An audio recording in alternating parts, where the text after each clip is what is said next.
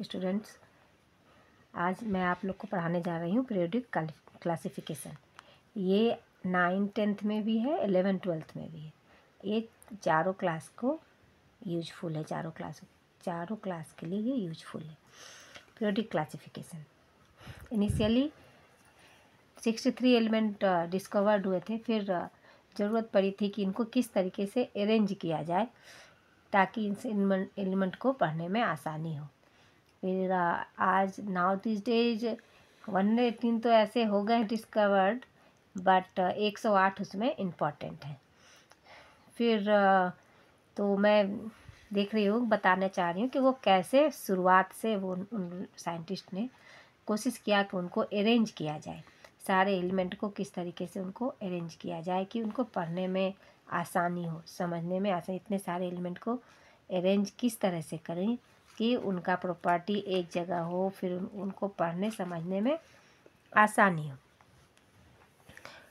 जैसे कि हम देख रहे हैं कि सिस्टम सबसे पहले प्राउड्स ने इस को अरेंज करने की कोशिश की, तो उन्होंने प्राउड्स हाइपोथेसिस 1815 में दिया। इसको यूनिटरी थ्योरी भी कहते हैं। उनका आइडिया था कि every element hydrogen atom was the fundamental unit from which all atom were made।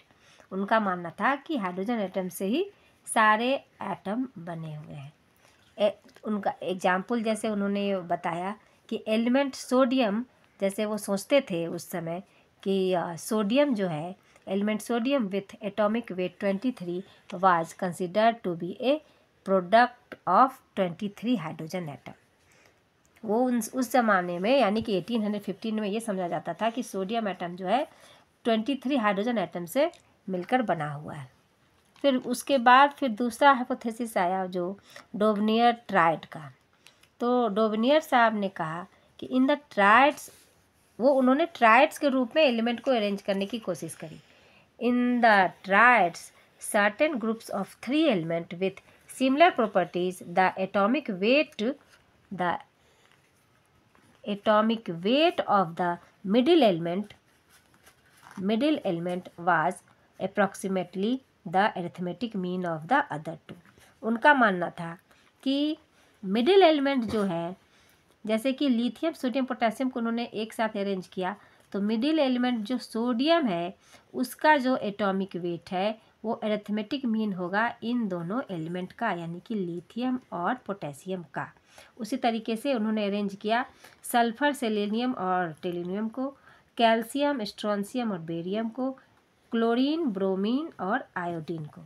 जैसा कि इधर आप देख सकते हैं कि अरिथमेटिक मीन अगर निकाला जाए, जैसे लिथियम का 7 है और सोडियम का 23 और पोटेशियम का वेट 39 है, तो इसका अरिथमेटिक मीन अगर निकालें तो 7 + 39/2। जैसा आप जानते हैं अरिथमेटिक मीन निकालने के लिए दोनों का जोड़ करके 2 से भागा देंगे, तो फिर अरिथमेटिक मीन हुआ 7 + 39 यानी कि 46/2, जो कि 23 आता है, जो 23 एटॉमिक वेट है सोडियम का। तो इस तरीके से उन्होंने अरेंज किया। उसी तरीके से उन्होंने क्लोरीन ब्रोमीन आयोडीन को किया। इन दोनों को का भी अरिथमेटिक मीन निकालने पे ये अप्रॉक्सीमेटली ब्रोमीन के बराबर आ रहा था। फिर कैल्शियम स्ट्रोंशियम का भी जब अरिथमेटिक मीन कैल्शियम और बेरियम का निकाला गया तो ये आया अप्रॉक्सीमेटली स्ट्रोंशियम का। उसके बाद फिर न्यूलैंड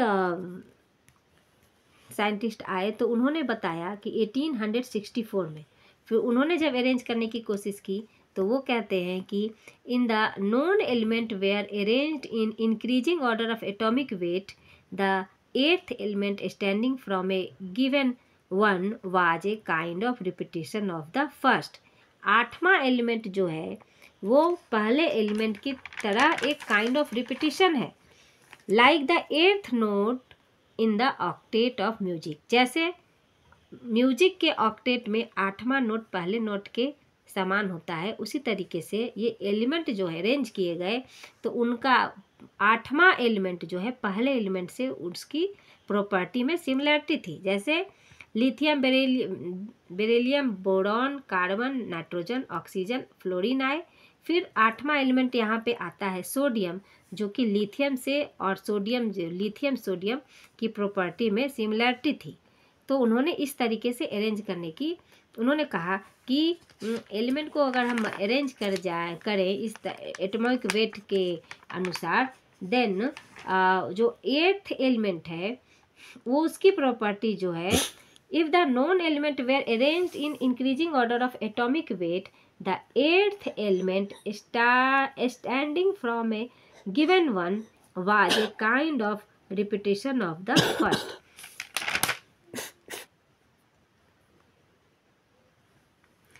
जैसे कि 8वां नोट सा रे ग म प ध नि सा, फिर सा आता है 8वां नोट। सारे से शुरू किए थे सा से और फिर सा आ गया 8वां नोट। उसी तरीके से इसमें एलिमेंट के 8th एलिमेंट का प्रॉपर्टी फर्स्ट एलिमेंट से सिमिलरिटी मिलता है। तो इस तरीके से उन्होंने अरेंज किया। उसके बाद लोथार मेयर आए, उन्होंने एटॉमिक वॉल्यूम कर्व दिया, ये 1869 में। The property of the element are largely a periodic function of their atomic volume. उन्होंने बताया कि प्रॉपर्टी ऑफ द एलिमेंट जो है वो periodic function of their atomic volume है। वो atomic properties of the element जो है वो periodic function of their atomic volume है, वो उनके एटॉमिक वॉल्यूम के पीरियोडिक फंक्शन है। He plotted the atomic volume of the element against the atomic weight and found similar element occupying similar position on the curve।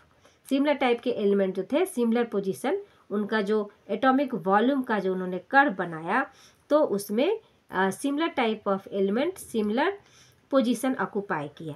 For example peak are occupied by the alkali metal. Alkali metal जो थे वो peak पे गए उनके atomic volume curve में। उसके बाद Mendeleev classification जिसको पीरियोडिक लॉ भी कहते हैं, ये 1869 में उन्होंने किया।